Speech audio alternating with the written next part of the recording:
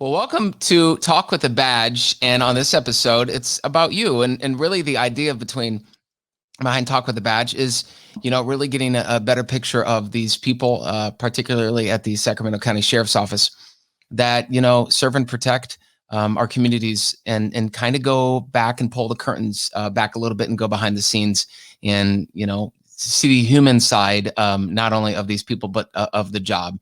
And yours is one of those stories that we kind of hear about. And so I kind of want to just talk through it with you. And if you could just kind of, we know you work for the Sac County Sheriff's Office, but kind of, what's your role? What do you do there? How long you've been there? If you could give us a little bit of history. Yeah, sure. So I've been with the Sacramento County Sheriff's Department for 19 years, almost 20 years now. I'm working right now in the contract city of Rancho Cordova, which is also in the county of Sacramento. I've been with Rancho for about 14 years now. So I worked patrol most of my career, but 2 years ago, I went and started working as a school resource officer for the Folsom Cordova Unified School District. And that's my current assignment right now. Is that one of those assignments that that you love, that you would like to be able to keep? Because I'm guessing that there are, in any job, when you get assigned to different places or tasks or beats or something like that, they may not always be the best fit, but you've been there for a while. Or do you love working with the kids? Absolutely. I've been here as a school resource officer. I've been doing it for 2 years now, and I absolutely love it.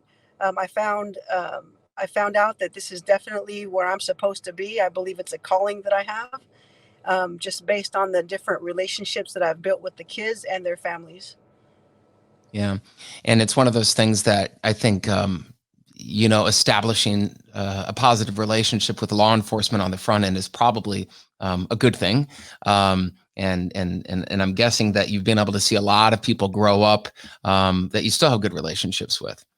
Oh, absolutely, absolutely. I go on calls for service now where these kids are teenagers, and they actually remember me when they were little kids, coming to their houses for different things, and just building positive relationships to where they're excited to see me when they do see me. One of the things a little birdie told me is on one of those calls for service years ago, you went to a home and there was a young man there. And skipping some of the story, you ended up adopting this young man. So could you kind of fill that in? And how does that work to the extent you can tell us? What was the situation like, and how did we get to where we're at today? Okay, yeah, sure. So it was back in 2007. It was during my first year here working in Rancho Cordova. Um, we officers have been sent to many calls for service to this particular house. Um, just a very, very bad living environment, Mm. a bad situation, um, not good role models in this house. I don't want to make it sound too terrible, but it was a bad living arrangement, bad living situation. There was a little boy there. He was 7 years old at the time, who's now my son. He's 25 now, but he was just living in a very bad situation. He was being taken, to CPS for numerous different reasons. He had older brothers that were in the system, always getting arrested for different things. They were validated gang members in Rancho Cordova. A lot of problems at this particular house. So I'll fast forward through all the details. But over time of going to this house numerous different times, for whatever reason, this little boy, his name is Dominic. He developed some kind of a bond with me, despite what he's seen with law enforcement, with his brothers over the years. He was attached to me for whatever reason, Hmm. and so it took some years, but over a couple of years of just continuously dealing with this family and Dominic. Um, he was probably 9 years old when he asked me if I would be his mom and if I would take him. Mm. Uh, so so I did. I did. It wasn't hard at all. It wasn't even I didn't have to hesitate at all in answering that little kid's question. There was He was definitely reaching out for some help, and he definitely Wow. did go down the path that he saw his brothers going down. And so basically his mom was out of his life. He never met his mother. His dad was in and out. So over years the adoption and the custody was fairly easy because his Hmm. dad couldn't provide for Dominic. Yeah. So he just gave me custody of Dominic. So how's Dominic? So he's 25 now. Feels Yeah. like wow. So how's he doing now? Is he in college? Has he gotten through all of that? And Oh, what's his? yeah.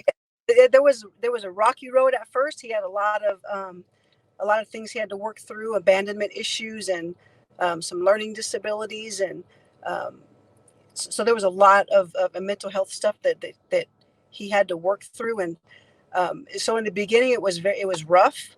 It was rough for the both of us because prior to Dominic, I didn't have any other kids, and so it was growing pains for the both of us.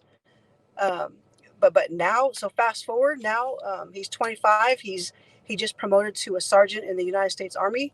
Wow. He's a combat engineer. He's been on one tour to Iraq, and he recently got engaged, and he just had a baby. Wow. It's a lot. It's a lot to be proud of. Yeah. And I would also suspect that, adopting someone from a situation like that probably gave you some important perspective because you're dealing with a lot of kids. And, when you're that close to it and kind of living through that and what they're dealing with, I suspect that can't do anything but help, in your job. Oh, for sure, for sure. There's definitely plenty of opportunities to just be there for, uh, the kids in the community, the families in the community that could need the help. So We always hear about teachers spending their own money on supplies and things. And a little birdie told me that you have done similar things too in terms of buying iPads and so are these for students in the community, students at the school? And can you tell me in some of the ways how you've given back to these kids? so over the last couple of years, I've really gotten to know a lot of the kids. I call them all my kids, and I've gotten to know them, and I've visited their homes, and I've realized that there's definitely a need and a lack of some things in a lot of these homes. They're underprivileged. They're in low income homes, and just not very good situations. Very similar to my son's situation. And so yeah, I've learned at the beginning of COVID-19 when the kids were sent home towards the end of the school year last year. I've learned that there was a number of kids that didn't even have computers at home. Mm. So I reached out and I purchased some MacBooks, some iPads, and some iPhones, and I just made some deliveries to help them with distance learning, and help them also keep in touch with me. Yeah. So we don't lose that connection, and just give them something that they wouldn't normally be able to get for themselves. Mm-hmm. Yeah, that's awesome. And so, because school's kind of out right now, are you still working with the kids or the schools in some sort of way, or are you kind of reassigned? How does that work for resource officers? So normally, during the summer, we're assigned to like a police activities league. So we still do a lot of activities with the kids. However, now with COVID-19, Mm. I'm assigned back to patrol. So I've been working patrol, and when next month when schools start, although they're going to go back to a distance learning model, um, I'm being reassigned back to the schools. Yeah. I'm still going to be there to uh, build relationships with the kids. I'm going to do home visits, visit the kids. There's still going to be some students that are going to be on campus, some special needs students that are going to be on several of our campuses here in Rancho Cordova. So I'll be available to assist with whatever the schools need in regards to those classes. Yeah. But mainly, I'm definitely going to use the time to do the community outreach. I'm definitely going to stay in touch with the families and the kids in the school district, and just make sure we still have that positive connection and just keep that going. Mm-hmm. Wow. Well, thank you for all you do for our kids and our communities, and thank you for sharing your story. What a beautiful story. And I'm so happy that. So does this? Hang on a second. So you said he's engaged, and there's a kid, or there's a kid on the way. Did I hear that? So that would make you a grandmother. Is that? That is correct. He had my little boy had a little boy 6 weeks ago. So yes, Wow. You've got to be so happy. Well, congratulations. And thank you for all that you do for our kids and Sacramento County. And we appreciate your time today, Tracey. thank you for having me. I appreciate it. Very welcome. And stick around for the next episode of Talk with the Badge.